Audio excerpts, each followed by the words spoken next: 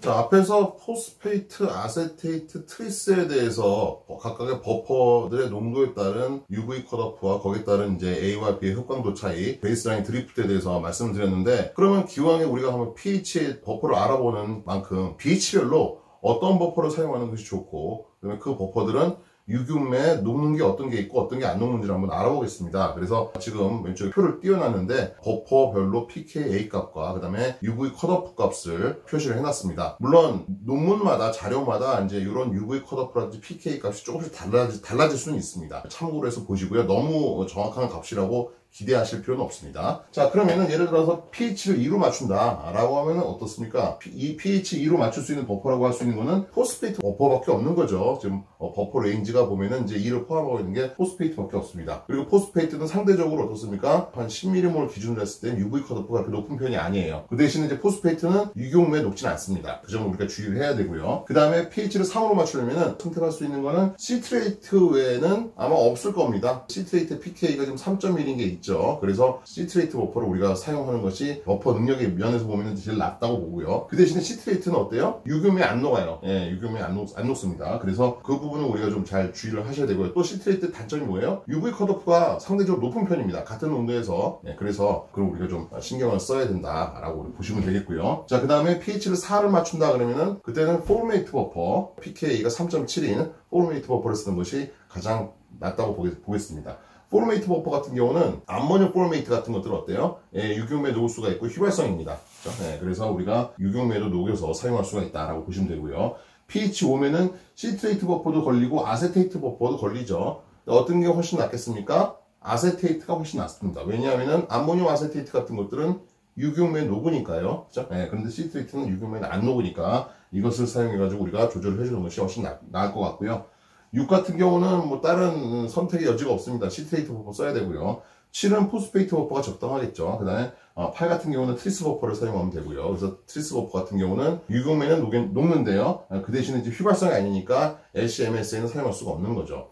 LCMS에 사용하려면 어때요? 휘발성이 있어야 됩니다. 그래서 LCMS에 사용할 수 있는 것들은 포르메이트, 아세테이트 이런 것들, 그런 것들이 이제 거기에 속하는 거고, 아니면 바이카보네이트 이런 것들이고요. 나머지 포스페이트는 시트레이트 뭐 이런 것들은 이제 LCMS에 사용할 수가 없는 것이죠. 그래서 거기에 맞는 또 다른 버퍼를 우리가 좀 연구를 해서 집어넣어야 되는 그런 상황에 있는 거죠.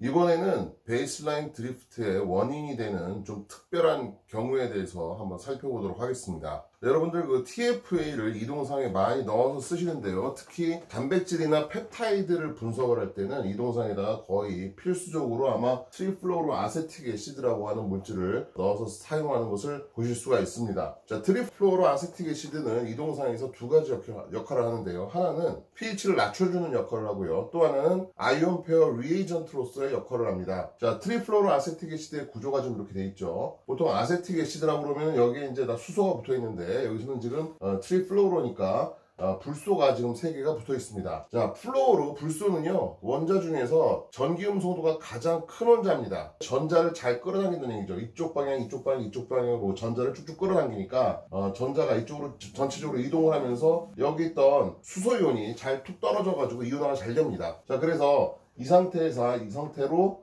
이온화가 잘 되는데요. 그때 pKa는 0.5입니다. 자, 그러면은 트리플로로 아세틱 애시드를 가지고 우리가 버퍼를 만든다고 한다면은 버퍼 레인지는 어떻게 되겠습니까? 0.5 플러스 마이너스 1이니까요. 네, 그러면은 마이너스 0.5에서부터 1.5까지가 버퍼 레인지가 될 겁니다. 보통 트리플로로 아세틱 애시드를 0.1% 물에다가 넣어서 사용을 하는데요. 그렇게 되면은 pH가 1.9 정도 돼요. 버퍼 레인지 안에 들어가질 않죠. 네, 그렇기 때문에 0.1% TFA 수용액은 버퍼로서 작용하지 못한다라고 우리가 알 수가 있습니다. 자, 그래서 이건 단순하게 그냥 pH만 낮추는 역할을 하고요. 그 다음에 이거 자체가 대부분 다 이런 상태로 존재를 할 거고요. 그러면 이게 바로 뭐예요? 하이드로필릭, 전하를 띠고 있는 폴라한 헤드, 그 다음에 이 부분이 하이드로포비카 논폴라한 테일이 돼서 마치 아주 작은 형태의 아이온페어 리에이전트로서 쓸 수가 있다라고 우리 볼 수가 있는 거죠. 그래서 여기는 네거티브 차지와 그 다음에 프로틴의 사이드 체인 중에 포지티브로 차지를 띈 부분과 같이 정전기적 인력에 의해서 텐션을 유도한다라고 여러분들이 이해를 하시면 되겠습니다. 뭐 참고로 좀 이쪽 부분을 좀 더 연장을 시키면 어떻습니까? 좀 더 강력한 아이언페어 리에이전트, 좀 더 효과가 좋은 계면활성제로 우리가 사용할 수가 있다는 얘기죠. 그래서 여기다가 뭐 탄소를 하나 더 하면은 어떻게 됩니까? 하나를 더 하면 이제 이런 식으로 되겠죠. 이런 식으로 돼서 이제 여기에 이런 식으로 되고요. 그 다음에 플로르가 지금 보면 하나, 둘, 셋, 넷, 5개가 붙어 있는 펜타, 플로로, 프로피오닉, 애시드. 그죠? 네. 여기다 탄소를 하나 더 연결시키면 어떻게 돼요? 헥타, 플로로, 부티릭, 애시드 같은 그런 형태의 계면활성제, 아이언페어 리에이전트를 우리가 얻을 수가 있습니다.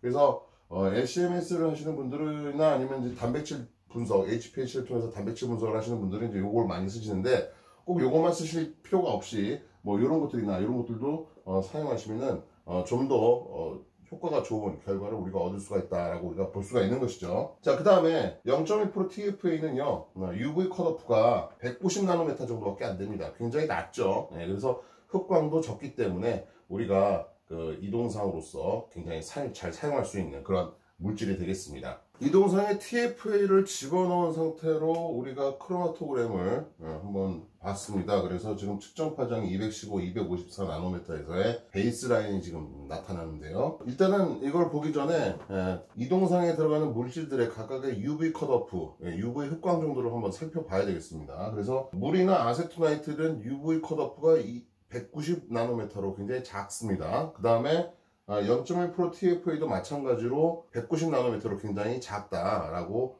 앞에서 말씀드렸었죠. 자, 그러면은 일단은 254나노메타 이상에서는 뭐 거의 흑광의 차이가 없다고, 그죠? A 솔루션이나 B 솔루션의 흑광의 차이가 없으니까 거의 평평하게 나온다라고 우리가 알고 있고요. 그럼 254보다 이제 작을 때는 거기에 따라서 이제 A와 B 솔루션의 흑광도의 차이에 따라서 이런 이제 그 베이스라인 드리프트가 나타나는데요. 지금 보면은 A하고 B하고 지금 TFA가 동일하게 들어가 있어요. 그러니까 만약에 A와 B의 그 흑광도의 차이가 있다라고 그러면은 TFA는 영향을 주지 않죠. 왜냐하면 농도가 서로 똑같으니까요. 그러니까 A에 들어있는 물과 B에 들어있는 아세토나이트릴 간의 흑광도의 차이 때문에 이런 베이스라인 드리프트가 생긴다라고 우리가 생각할 수가 있겠네요. 자, 그래서 254나노미터는 거의 수평한 상태의 베이스라인 볼 수가 있는데 215나노미터에서는 약간의 드리프트가 생겼습니다. 뭐 그렇게 큰 건 아니에요. 지금 보면은 0.1 해서 지금 한 0.03 정도까지 올라갔습니다. 그죠? 0.03까지 올라갔고요. 지금 보면은 10분 동안에 90%까지 증가를 시켰어요. B솔루션을. 그랬더니 0.03 AU까지 증가를 했는데 뭐 이렇게 큰 건 아니에요. 근데 일단은 요 정도의 드리프트, 요 정도의 차이는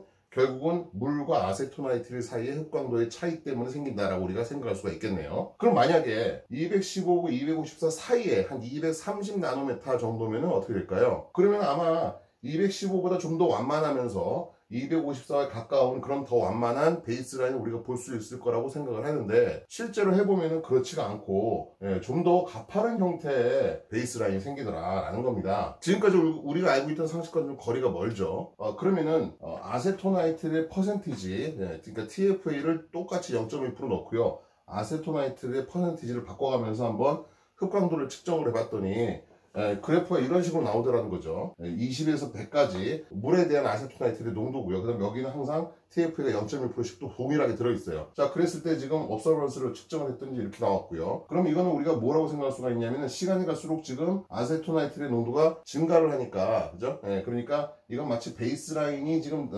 달라지는 그런 거라고 우리가 같이 비유를 해서 볼 수가 있죠. 자, 그러면은 215나노메타 220은 좀 더 완만해져야 되는데 어떻게 돼요? 좀 더 올라갔어요. 그죠? 올라갔고요. 그 다음에 210나노메타는 오히려 이거보다 더 올라가야 될 것 같은데 좀 어떻게 됩니까? 오히려 지금 네거티브로 좀 베이스라인 드리프트가 생겼습니다. 그리고 205, 200으로 갈수록 어떻게 됩니까? 점점 더 심한 오히려 200에서는 오히려 올라갔다 떨어지는 이런 식의 베이스라인을 우리가 볼 수가 있습니다. 자, 전 시간에 우리가 알고 있는 일반적인 상황에서의 AB 솔루션의 스펙트럼입니다. 지금 보시면 200에서 260나노메터까지 지금 검출 파장이 있고요. 그럼 파장이 바뀔 때마다 지금 거기에 따라서 좀 observance의 차이가 생기는 것을 우리가 볼 수가 있죠. 보통 254나노메터 이상에서는 거의 비슷하다고 그랬습니다. 그래서 거의 이제 베이스라인 드리프트가 안 생기고요. 자, 그럼 B의 흑광도 변화와 A의 흑광도 변화를 지금 여기서 나타낸 거고요.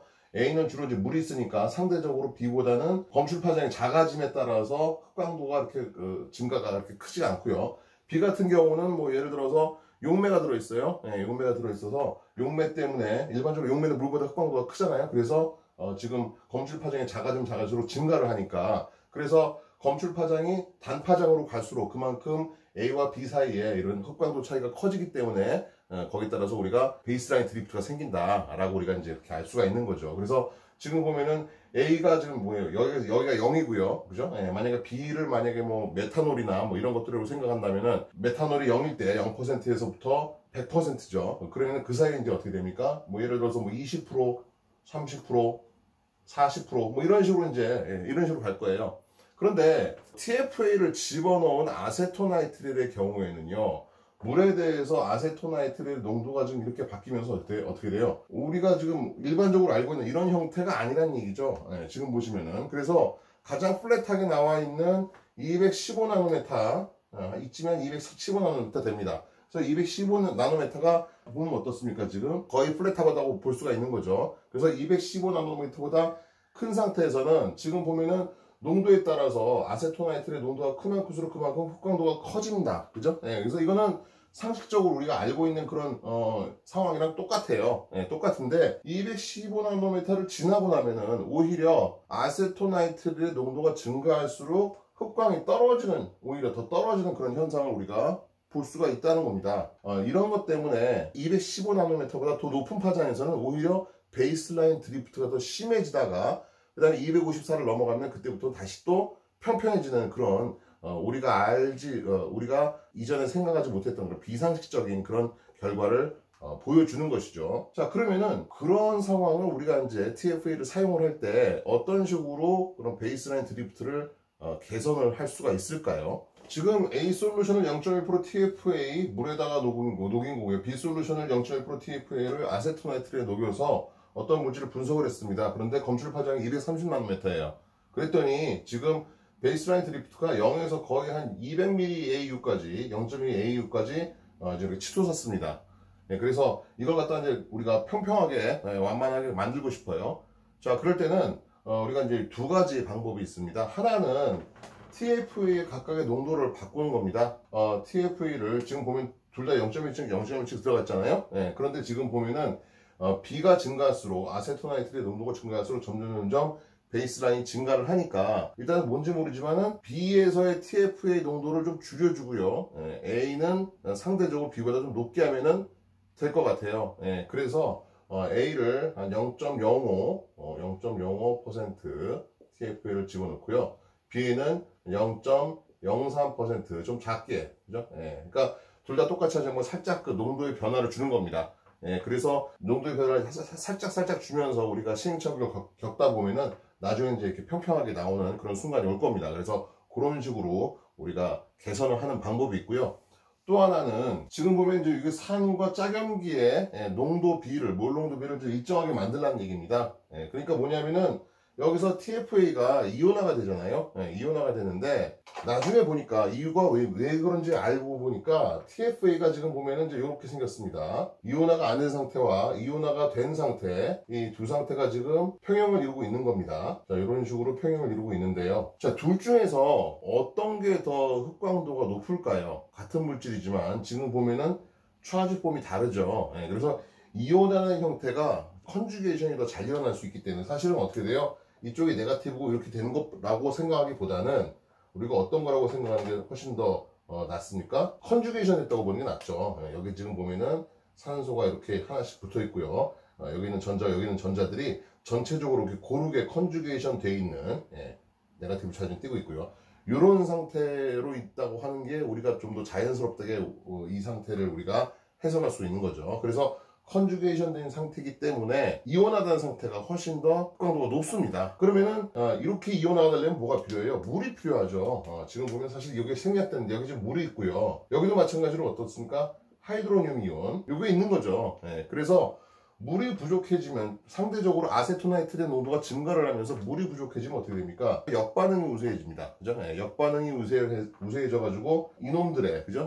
요놈들의 양이 요거에 비해서 좀 상대적으로 작아지는 거죠. 그래서 그래서 흡광이 떨어지는 겁니다. 그런데 만약에 이것들의 비율을 서로 똑같이 만들어주면 어떻겠습니까? 그러면은 흡광이 떨어질 일은 없습니다. 그래서 이걸 똑같이 만들어주기 위해서는 어떻게 하냐면은 A 솔루션에다가 버퍼를 집어넣는 겁니다. 그래서 예를 들어서 여기다가 물에다가 0.1% TF를 녹이는 게 아니라 여기다가 뭐 예를 들어 0.1몰짜리 pH 2짜리 포스페이트 버퍼를 만들어서 그러면은 이게 이제 pH가 뭐 예를 들어서 뭐 2.0이다. 자, 해서 넣으면 어떻게 돼요? 이거 같은 경우는 pH를 일정하게 만들어주니까요. 핸더슨 하셀바 이퀘이션에 따르면은 pH는 pKa 플러스 로그 짝산의 농도분의 짝염기의 몰농도 이렇게 우리가 쓸 수가 있다고 그랬고요. 자, 그러면은 포스페이트 버퍼 되면 pH가 일정해지죠. 그렇죠? 네, 그 다음에 pK는 얼마예요? 아까 전에 0.5라고 그랬습니다. 그죠? TF의 pK는 0.5예요. 그러니까 일정한 pH 상에서는 일정한 pK 값을 가지고 있으니까 당연히 이 값도 일정해지겠죠. 바뀌지 않는다는 얘기입니다. 그래서 아세토나이트의 농도가 증가를 해서 물이 상대적으로 부족해진다고 하더라도 역반응으로 잘 가지 않는다는 얘기죠. 흡광이 떨어지는 거 우리가 방지할 수가 있죠. 그래서 이런 식으로 하게 되면은 그때는 우리가 그러니까 상식적으로 생각할 수 있는 그런 형태의 결과를 보인다는 거죠. 그래서 검출 파장이 점점 높아지면 높아질수록 거기에 따라서 베이스라인이 드리프트가 점점 증가하는 그런 형태의 모습을 보인다, 이런 얘기죠. 그래서 여러분들이 혹시 이제 TFA를 이동산에다 넣어서 사용을 하시는데 이게 보니까 베이스라인 드리프트가 전혀 예상이 안 된다 전혀 우리의 생각과는 다르게 돌아간다 하는 경우는 바로 이런 경우 때문이니까 여러분들이 잘 참고하셔가지고요 사용을 하시면 되겠습니다. 오늘 여기까지 하겠습니다.